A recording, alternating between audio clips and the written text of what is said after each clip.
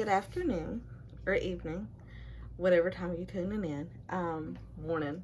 Welcome to the Red and Classy Show. If you're new to the channel, please like, share, and comment. Sorry we've been absent, but we've been busy because little Miss Thing is graduating. And we've been dealing with some drama and getting rid of some garbage. But we're not going to get into that. So we're here to talk about situations and relationships. Situationships. Yeah, situationships. It's where it's like a friends with benefits, but not, because there are emotions tied in on both parties. But nobody wants to admit how they feel. Well, one party does. We're going to leave them nameless.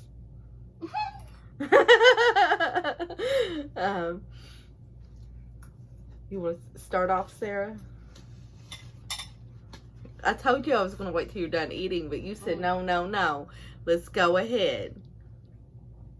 No, you just had to wait until I had food in my mouth to ask me. You know, that's how we do things around here.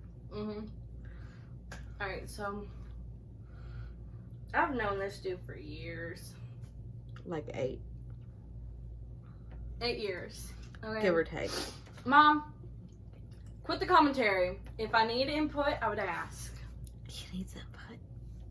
But anyway, go ahead. Our relationship is a bit difficult. Honey, I will literally don't start with me. I didn't say a word. I didn't say anything. Just tell. Stop. Okay. Me and him, we've had our ups and downs, we've had our issues. I understand why he does the things that he does. Other people don't. And then I guess that's me. actually everyone, but that's besides the point. The way it was worded and accentuated. The way that we are with each other, it's difficult. He can be very difficult sometimes, but I still love him. Go ahead, I'm listening. And he knows how I feel about him. And I know where I am with him. I know where I stand. And I know what I am to him. And I'm perfectly fine with it. Like, I'm not going to force him into a relationship with me. I'm not going to try and change him. I'm not going to try and force him into something that he does not want to do. You can't force anybody into a relationship anyway, because then it's just trauma, tragic, and all that. But I also learned, going through the crap that I'm going through, that we're all kind of toxic. Oh, I'm very toxic. Just in our own way. So we shouldn't go around saying, oh, this person's toxic and that person's toxic. We all have toxic traits, and I think we should get to know what our toxic trait is and either try to embrace it and try to fix it, or just say, hey, it is what it is and it's not going to be anything more. But my toxic trait is I can love you, walk past you like I don't know you, like you're a stranger, and I can hear you say my name, but I can turn it off, keep it walking, keep it moving. And that's not good, because you should always talk everything out. My toxic trait is I will fight for you and fight for you and fight for you until I finally give up. And the moment that I finally give up on fighting for you, the moment that I quit fighting to love you and be there for you and support you no matter what, is the moment that you lose me completely. Whenever I quit fighting, whenever I quit trying, whenever I quit trying to support you, try to be there for you, it's whenever you lose me. Now, the last guy that I was with for a while. And too long. It was a bad situation on all the way around. It was like you could tell, I can tell you what our relationship was going to be due to the season. Like the summertime, we would be great. Fall time, we would start drifting apart, pulling apart. Wintertime, we'd be back to being great. Springtime, fall apart completely. And then I know this because I kept a diary and I finally started reading it and I started seeing a pattern.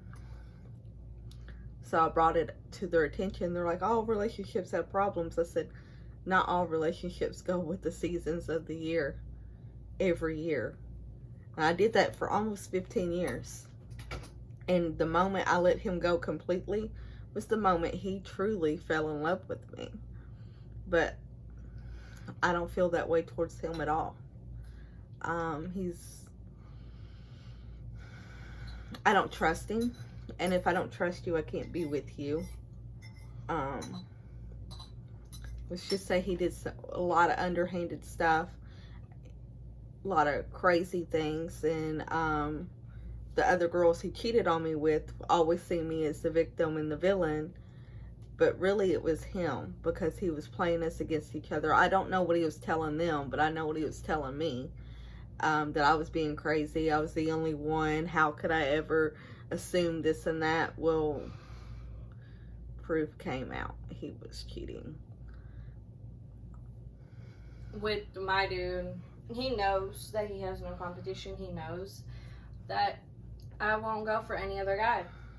And thing is, I know that yes, he has dropped a few girls, but I also know that yeah, I do have competition, but I'm not gonna fight for his attention all the time.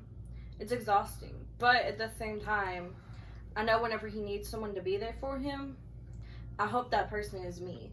I hope that he can rely on me enough for him to actually talk to me and be open with me. But I'm not going to ask him to do that because that defeats the purpose. If you ask someone to be there that means they don't want to be there to begin with, so why force it? I want someone is willing and wants to be, but then where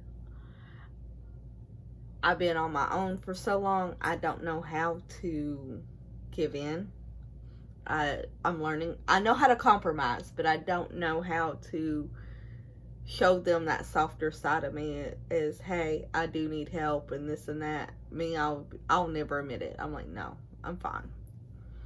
When really I'm not. Hi, Sarah. You want to tell them about our matching tattoos that we're going to get?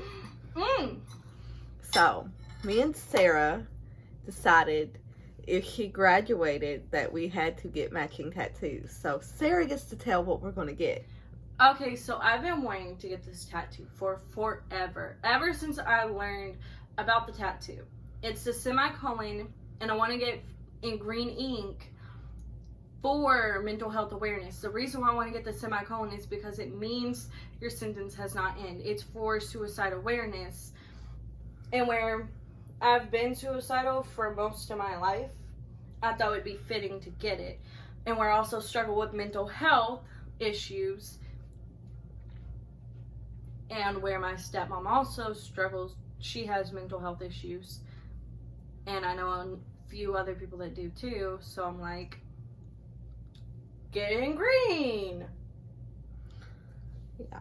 We have mental illness that does run in our family, and we're learning that it is hereditary.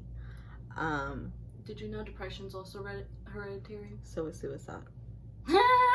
That's what happened to Meemaw's friend that killed herself not too long ago. Her dad committed suicide. But she was what you would call manic depressant. And if you know anybody that's manic, when they're on their low, that's not when you have to worry about them. It's when they're on their high. Because they can be on the highest, and then when they start coming down, that's when things were bad. And I told someone to watch her that was close to her, and they kept arguing with me like, no, she's fine. And I'm like, psychology was my minor in college. I know she's not fine. And then I got the call. This person was crying. They were like, she's in ICU and they're putting her in hospice because this and this happened. I don't really want to get into it.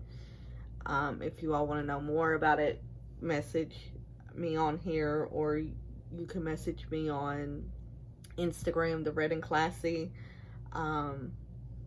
I have a Facebook page, just Red and Classy as well. You can message me, but I don't want to talk about it freely here. However, she did end up passing. We were very, very close with her, and it took a toll on us. Yeah. We struggled with it for a while. Not a day goes by that we don't miss her. We don't think about her. We just hope that she's in a better place. I'm pretty sure she is. She did believe in God. We talked about it a few times. She encouraged me to have my love for my animals like I do, because she took a video of, remember Shay Shay? She took a video of me rocking him to sleep, okay? How could I not remember that cat? You were obsessed with it. I still cry if I talk too much about him. But anyway, yeah, that cat was so spoiled. He liked to be rocked to sleep and stuff. So she took a video of it, because she's never seen something like that. And I was like, most of my cats are spoiled like this. They think they really are babies. But They really do. I treat them like they're a baby. Like just tonight, where I've been working so much and not staying home as probably much as I should, I took chance on a car ride. Dumbest decision she made, probably. It's not the dumbest. This year. Okay, this month. Probably today. I'm gonna say this month. Okay. But anyway, you guys, are you done, Sarah? I led him up out of the car, and this cat bolted in the opposite direction of the place that we're staying at. And right then now. he sat in front of a car that was parked and was crying. So I go up to get him, and he tries to run off. So I just grab him and start walking towards the house. And then all of a sudden, he jumps down and takes off into the house as Sarah was unlocking the door. And it was the funniest thing, because furs flying everywhere like he was in a cat fight. But no, he was just running. He was just being spoiled. Yeah, he is and a whiny. spoiled kitty. I don't know who spoiled him at all. No. Both of us. Because guess who cuddles with me whenever you're not home? Frankenstein? His name is James Frank. Well, if you guys want to know anything or have any comments, feel free to leave them, or you can go to any of my social medias that is under Red and Classy and write to me there too. But like I said, if you're new to the channel, please like, share, and subscribe. And you guys have a blessed night. Stay prayed up.